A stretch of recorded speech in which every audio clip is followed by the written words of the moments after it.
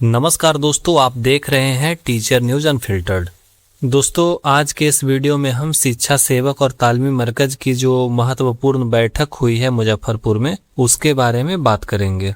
आप लोग यहाँ पे देख सकते हैं बंशीधर ब्रिजवासी जी हैं, इनको ज्ञापन सौंपा गया है और आगे की रणनीति पर बड़ा फैसला किया गया है और लोगों से एकजुट रहने की अपील की गई है। दोस्तों, आज की ये वीडियो बिहार के शिक्षा सेवक और तालीमी मरकज से जुड़े हजारों कर्मियों के लिए एक बहुत बड़ी खबर है, क्योंकि मुजफ्फरपुर में प्रदेश कोर कमेटी की अहम बैठक आयोजित की गई है, जिसमें भविष्य की रणनीति, नौकरी की सुरक्षा, नई नियमावली, हाईकोर्ट में चल रही कानूनी प्रक्रिया और सरकार तक अपनी आवाज पहुंचाने को लेकर एक बड़ा फैसला किया गया।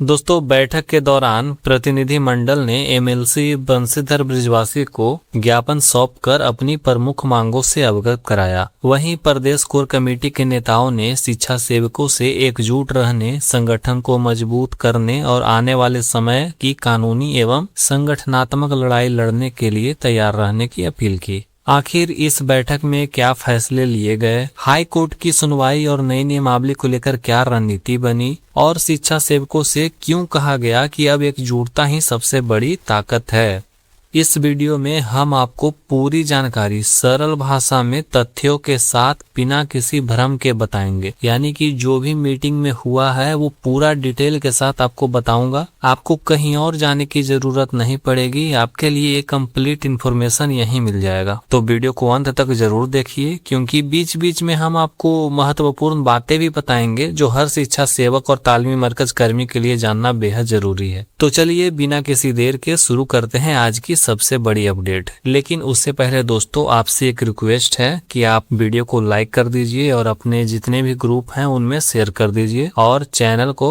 जरूर से जरूर सब्सक्राइब कर दीजिएगा, ताकि ज्यादा से ज्यादा लोग इस चैनल पे जुड़ सकें और इस तरह का इन्फॉर्मेशन आपको मिलता रहे। दोस्तों, प्रदेश कोर कमेटी की यह बैठक मुजफ्फरपुर में आयोजित की गई, जिसमें अलग अलग जिलों से आए शिक्षा सेवक एवं तालीमी मरकज के प्रतिनिधियों ने भाग लिया। दोस्तों, बैठक का जो मुख्य उद्देश्य था वो था शिक्षा सेवकों की लंबित समस्याओं पर चर्चा, आगे की रणनीति तय करना और संगठन को मजबूत बनाना तथा कानूनी और प्रशासनिक स्तर पर आगे की कार्रवाई पर विचार करना। बैठक के दौरान प्रतिनिधि मंडल ने शिक्षक नेता एवं एमएलसी बंशीधर ब्रिजवासी से मुलाकात की। बैठक में बार बार इस बात पर जोर दिया गया कि यदि शिक्षा सेवक अपने भविष्य और नौकरी को सुरक्षित रखना चाहते हैं तो सभी को एकजुट होकर संगठन के साथ खड़ा होना होगा। नेताओं ने कहा कि संगठन तभी मजबूत होगा जब सभी सदस्य तन, मन और धन से सहयोग करेंगे। इसके बाद प्रदेश कोर कमेटी के सचिव एवं मधुबनी जिला अध्यक्ष श्याम कुमार साफी ने भी अपने सभी साथियों को संबोधित किया। आप लोग यहाँ पे देख सकते हो श्याम कुमार साफी जी। उन्होंने कहा कि मुजफ्फरपुर की यह बैठक पहले से तय थी और इसका उद्देश्य केवल चर्चा नहीं बल्कि आगे की स्पष्ट रणनीति बनाना था। उनके अनुसार प्रतिनिधि मंडल ने अपनी बातें कम शब्दों में लेकिन पूरी स्पष्टता के साथ रखी। तो वीडियो में आगे बढ़ने से पहले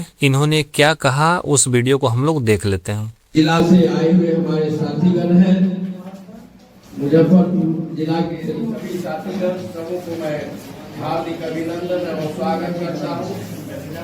साथ ही आज की जो बैठक है हम लोग पहले से अपने ग्रुप में तय कर चुके थे कि हमको आगामी मुजफ्फरपुर में बैठक होनी है।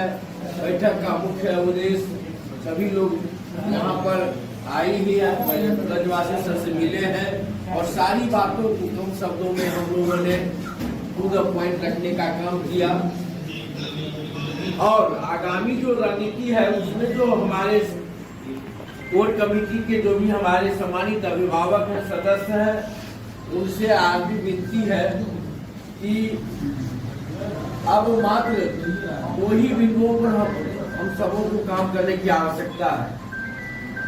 जैसा कि हमारे शिवलोक भाई ने कहा, यदि माननीय उच्च न्यायालय में विभाग और सरकार के द्वारा नई नियमावली बना करके दी गई है तो आरटीआई से जो है लोक सूचना अधिकार से किसी थर्ड पर्सन गैर शिक्षा सेवक जो अपने ही समाज का हो उनके माध्यम से मंगवाया जाए और उस बैलेंस को बढ़ा जाए और जो अभी संविधान में जो शेड्यूल और एक्ट है 14, 16, 15, 340, 41, 42 ये सभी को पढ़िए। जो हमारा संविधान का किताब पढ़े होंगे जो साथी, उनको याद होगा।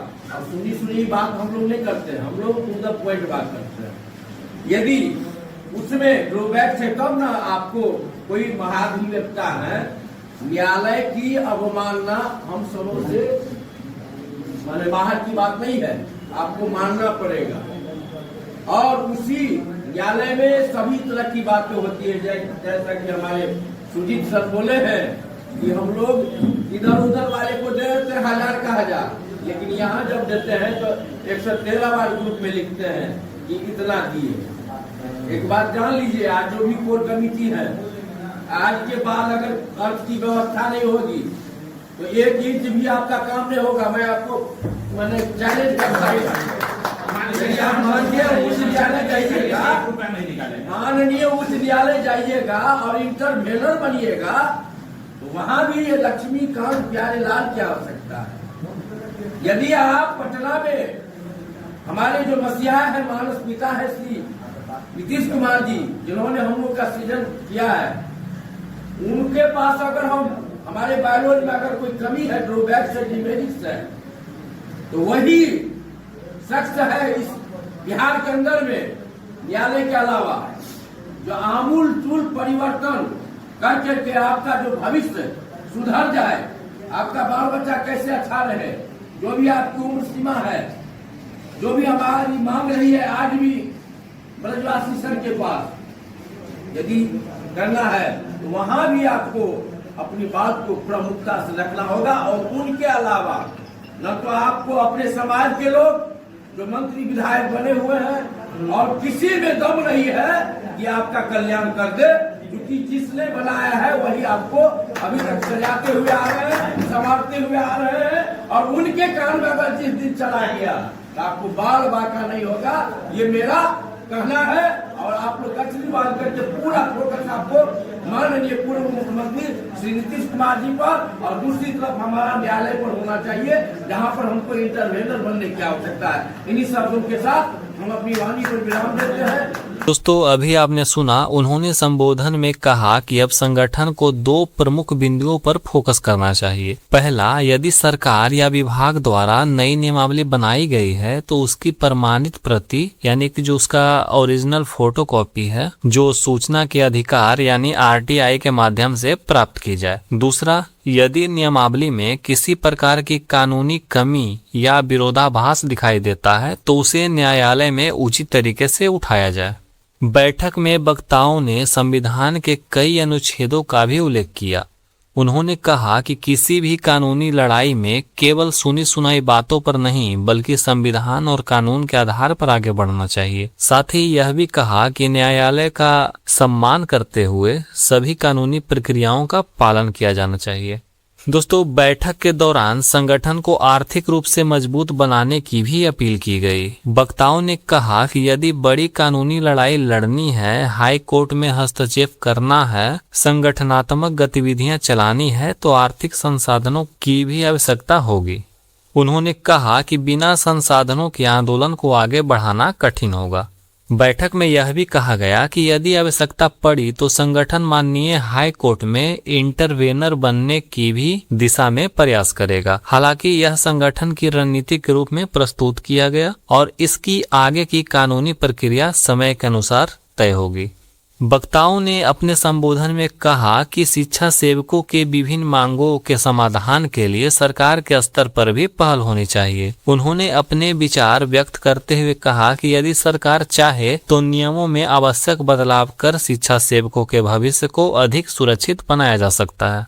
बैठक के अंत में सभी शिक्षा सेवक एवं तालीमी मरकज कर्मियों से अपील की गई कि वे संगठन के साथ जुड़े रहें, एकजुट रहें और आने वाले समय में लिए जाने वाले निर्णयों में सक्रिय भागीदारी निभाएं। फिलहाल इस बैठक में किसी नई सरकारी घोषणा या आदेश की जानकारी सामने नहीं आई है। हालांकि संगठन ने स्पष्ट किया है कि आने वाले दिनों में कानूनी, संगठनात्मक और प्रशासनिक स्तर पर अपनी मांगों को मजबूती से उठाया जाएगा। अब देखना होगा कि सरकार, विभाग और न्यायालय की ओर से आगे क्या निर्णय सामने आते हैं। दोस्तों इस पूरे मामले पर जैसे ही कोई आधिकारिक अपडेट आएगी, सबसे पहले आपको टीचर न्यूज अनफिल्टर्ड पर पूरी और सटीक जानकारी दी जाएगी। तो अगर आपको वीडियो पसंद आया हो तो वीडियो को लाइक कर दें, चैनल को सब्सक्राइब करें और इसे अपने सभी शिक्षा सेवक एवं तालीमी मरकज साथियों तक जरूर शेयर करें। आपसे मिलते हैं नए वीडियो में नए अपडेट के साथ। धन्यवाद। जय हिंद।